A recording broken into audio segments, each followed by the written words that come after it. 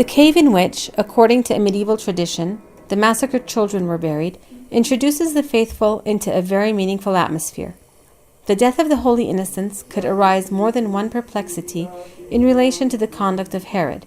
However, in his homily, the vicar of the custody of the Holy Land, Father Dobromir Jashtal, highlighted that without diminishing the profile of injustice, the martyrdom of these children can be understood only from the standpoint of both the incarnation and the death of Jesus.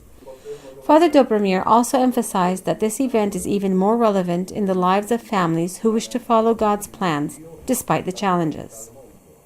La famiglia che ama Dio e accetta la sua volontà. The family loves God and accepts His will in spite of the difficulties that may arise from time to time, from day to day, with humility, with a heart willing to accept the will of God, trusting in His plans without the excessive use of human logic. E cercare di comprendere i suoi piani senza applicare troppo la nostra logica umana. The Holy Mass witnessed the participation of about 70 people, including religious and laity. This was a special day of prayer, also for the many other innocents, such as the victims of war, violence, hunger, and abortion. Broken lives, the consequence of which compromise the future of the new generations. La vita è un dono ricevuto direttamente da Dio. Life is a gift that we have received directly from God. Therefore, first of all, it must be accepted, it must be lived, and it must end in the hands of God.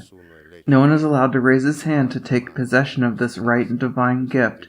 Therefore, without a doubt, any attempt on human life is an attempt on humanity. Qualsiasi attentato alla vita umana è un attentato all'umanità.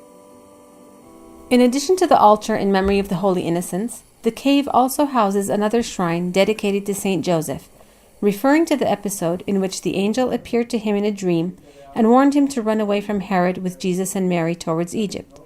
Joseph, an example of a man of faith, was ready to follow the designs of the Lord.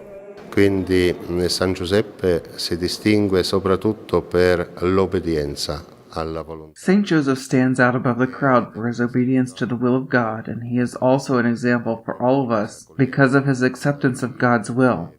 He helps us to recognize the presence of God in all these difficult moments. It does not matter if you have to escape, if you have to move. It does not matter if you have to adapt to certain conditions. What is important is to allow God's will to take place in our lives. Condizioni.